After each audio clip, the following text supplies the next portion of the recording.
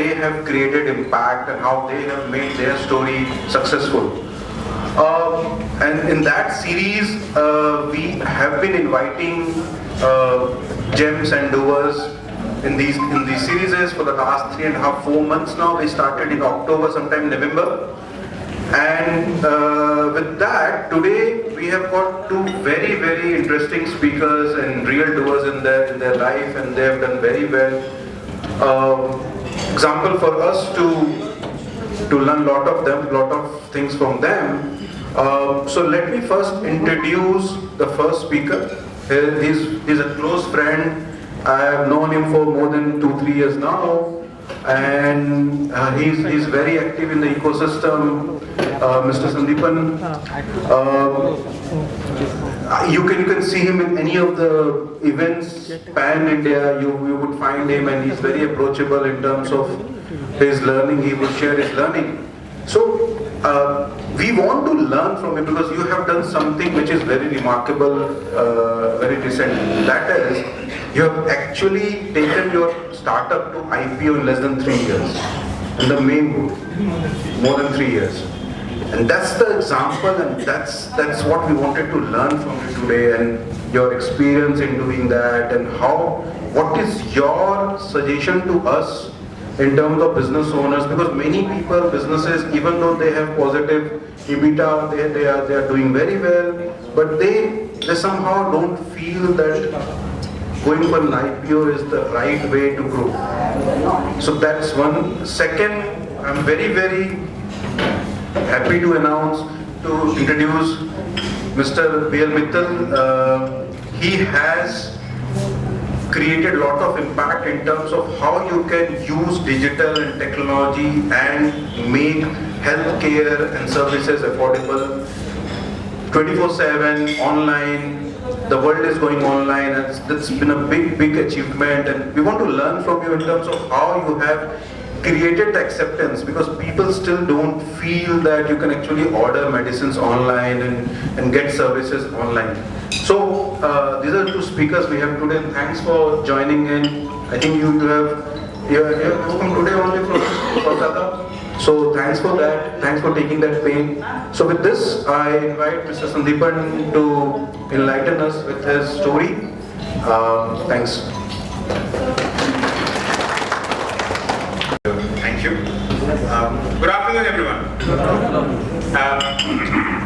One of my reasons for coming to the chat, and I told Alok very clearly that it's very difficult to say what I did. It's easier to tell why the things got done and what are the things we made mistakes on, so that if you can, or if you are doing the same kind of mistakes, you can avoid doing that. But you have to make your own mistakes, even if it means reinventing the wheel. So I'll stick to the topic at hand, and it's a topic very close to my heart also, as to why we went IPO and why this plan was there right from the beginning. The main idea was to have creative freedom. That is the main reason for going IPO. We are embedded with the startup ecosystem. We like the startup ecosystem. But over time, funding and the requirements that come from the market are very driven by philosophies which are not really our own. They're alienated concepts, and most of the funding comes from being able to give a suitable comm that running successfully in XYZ country, and then only you get the kind of interest in funding. So as a perception, a lot of people have this idea that startup means to raise money, to have vetting or what they call outside agreement on the business model, and then do it, and then grow it, and then I don't really know what I'm going for. So why we went IPO is, I think IPO does 3 things. It puts a lot of discipline in you. You have to have a lot of confidence about what you're doing. You have to be in it for the long haul, and you have to do the business for the right reasons, because otherwise the market will take you and have no mercy. And this comes from the back of pretty big experiences that we had in IPO. Unfortunately for me, this was not my first IPO, it was actually my 4th. And in the past, among the team, we have done between ourselves about 6 to 7 IPOs. So we were very confident that that's the right way to go for the right businesses in any market. Now, my first brush with IPO was way back in 2001. I founded a company called Money Control, which got acquired by TV18, which made a subsidiary called Network 18, which went public. We didn't understand this ring fencing and this parts of it. So in Money Control, I made no money, but I learned a lot about the IPO process and the facts and how it does. And the kind of interest we saw in intrinsic values about what happened was really enthused us. The second one was a small company called Geodesic. Not much learning except for what happens to entrepreneurs once they go public and the company does good, and how conceit can take over and completely ruin companies. We learned that.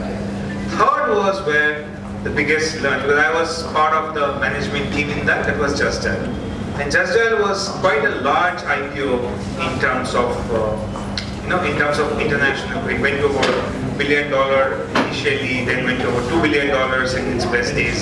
So it was quite a global phenomenon in that sense. And I've been there for about 10 years and I saw the kind of thing. Now I'll tell you the backstories which we don't tell. When we first went to raise funds, no one wanted to fund us. Because they thought that unless you make a call center, which is a proven model, it's not worth funding. Who will call up and who will pay you money to give ideas? Once we started showing profit, we started trying to go public as early as 2006. The board says didn't allow us. They gave reasons and logic, which were illogical, but they, being the boards that they are, couldn't do much about it. The PEs came in 2006. And after that, the story is amazing. The PEs make 28x, 30x, different packets of them. Now imagine the middle class had got the opportunity to spend in the time of the IPO. They would have been making the 28x, they would have been making the 30x, and not the 1x, 2x over 3 years, which makes them amazingly happy because it's outperforming the index. But is that the true value we are creating for our own country? That was the question that kept on troubling a few of us. Hence, we formed Zero. The idea was, right from the beginning, we are making a company which has to go to IPO in the shortest possible time to let the middle class and the Indian diaspora come in as early as possible in the profitability path and create at least a try by which we can take the discourse of the startup ecosystem into our own hands.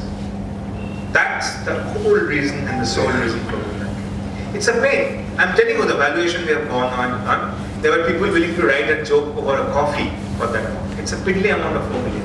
With our CVs going and raising 10, 12 million, it's honestly not a big deal for the kind of work we do. But we chose this pathway because the bigger plan is in how you enable the environment, how you take the hardship and you distribute the wealth, because that is what will make it successful. Those fundraised startups, whether they will go and reach the traction enough to make it a public worthy company or get digested into a public company which will lose its sheen because of the disinvestment or the absorption. No one can. But this way, prudence will set in. The second factor was, this may be news, but I think people who are savvy in the market will know this. Just Dial actually did not have technically an IPO. It was fully offered for sale. That means only secondary shares were sold. There was no money from the IPO process that came into the company. So everything that the public spent went to the initial shareholders' pockets. They were not exactly part of the growth story. They were part of the exit story for the initial investors, and hence the returns that they can expect cannot be commensurate to that of the founders. That's fine. There is a time value of money.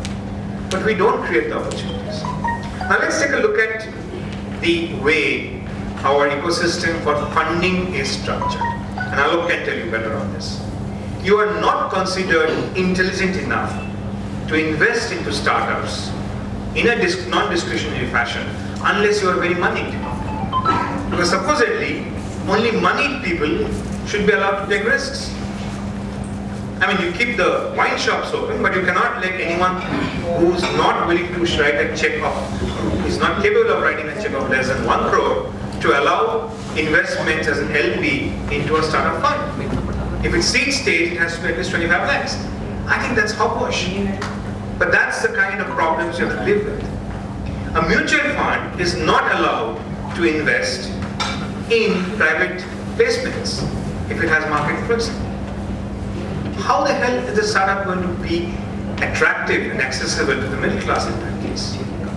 Alternative models have to come. We have to make sure that we take charge of the way what startups should get validation in India.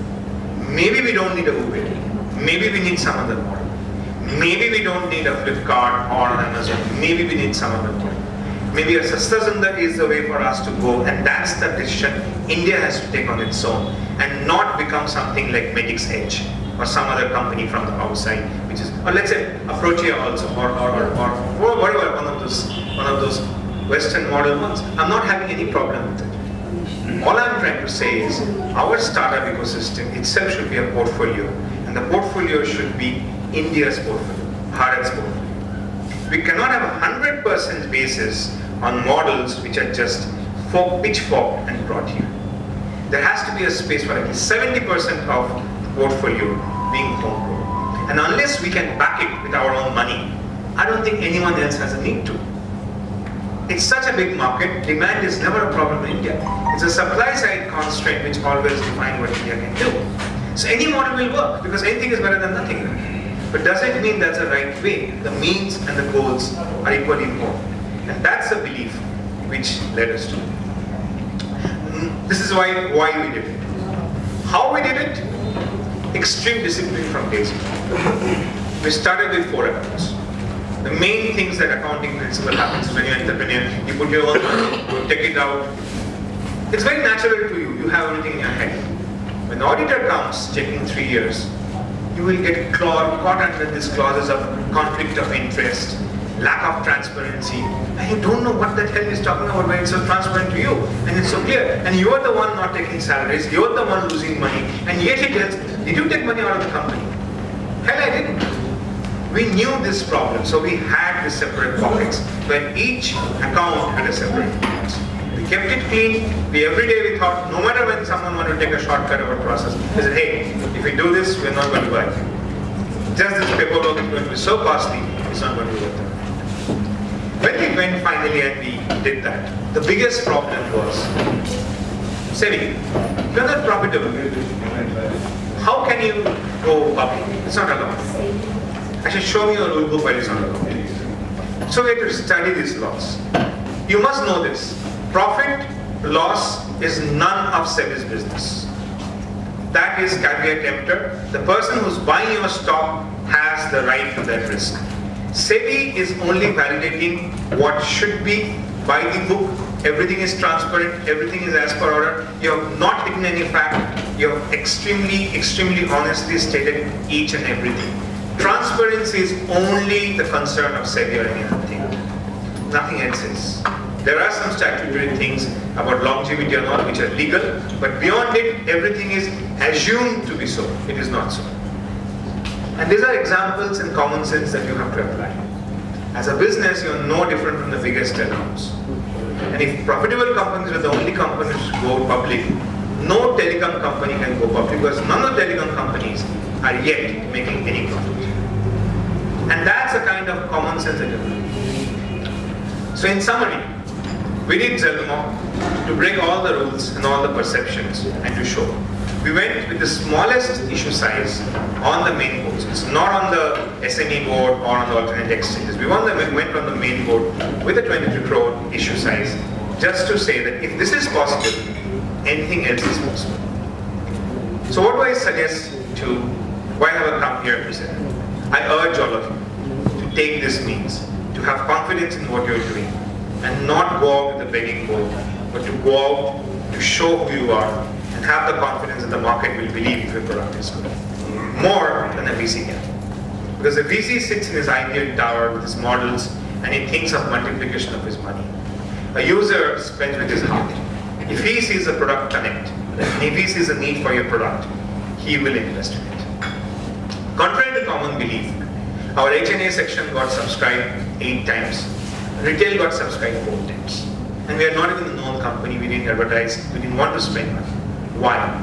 Because at the heart of it when we spoke of our intent, when the transparency of our idealism came out, I think people understood this is something they should invest in and must get into. And that's what drove us. There are many such companies who are doing great work. You'll be outflanked by one company which has the degrees and pedigrees fed by a VC. Though you have a better business model, it's not right. Don't be so. Don't think if they have done it, I also will need to do the same thing. There is a way of going back and asking money from where it really matters. And that's the stock market, that's a public. Go ahead and do it. If you do it and we create an ecosystem, there'll be interest from mutual funds, there'll be a rolling returns, because today we are one-off, we're exceptions. But if this becomes a norm or a semi-norm, the whole attitude will change. Imagine in India, where 1 million middle-class income family spends just $1,000 on startups, either on buying startup products or investing in startups. Do we need any foreign funding? We don't. Foreign funding is most welcome, but not at the cost of ditching business models which are very, very, Indian and will work in India, and not sort of creating multiple entries of hedging as to which should the overseas company coming into India next be able to procure and have an automatic culture and systems match. That's what we are doing, and that's a risk in that. I'm saying that's important, but not more than 10% of our portfolio. 90% of the business should be our gharelu, down-to-earth businesses. The area we focus on is again on the second part. We only do projects which are for the next 500 million Indians. We felt for that reason going public matters. Because apart from the money raising capability and all, what public gives you is the respect and the trustability, which is huge when you go mass market. A classic example is Reliance. Reliance stock market exposure for most consumers was first, before the product exposure. People didn't even know that's a Reliance company. But then the stock market brand extended itself to a marketing brand for many products, and they could propagate it. There's a story there for everyone.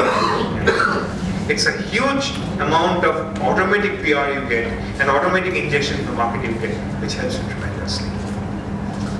And in conclusion, I just have a checklist. If you think you're going to be in the business for at least 7 years, ideally you want to retire with it or hand it over and make it so worthwhile that people you will love and value still find it valuable to your business. Go public. If you think your expansion is based on performance and not on the whims and fancies and themes of the outer world, it's pure market intelligence and utility is possible, go public. No questions. There is no interpretation possibility about, if you have a strong business with profit, has a vision for the future, go ahead. What does the public see when they decide to invest or not to invest? They understand risk better than even I think. They're not stupid. They just look at intent, possibility, and practicality. Just these three things. Numbers are secondary. That's all I have. I'd be happy to share. Questions are better than my monotony talk. So I'd be happy to face questions. Yes, sir. I think this is I appreciate your brilliant speech, but I think this is a very making process. Can you tell me about something about your company so that we can invest in that? About business of your company, how it will perform? So we are like we are a tech company of about 140 odd people, and what we do is we help the process of innovation for government, corporate, and startups.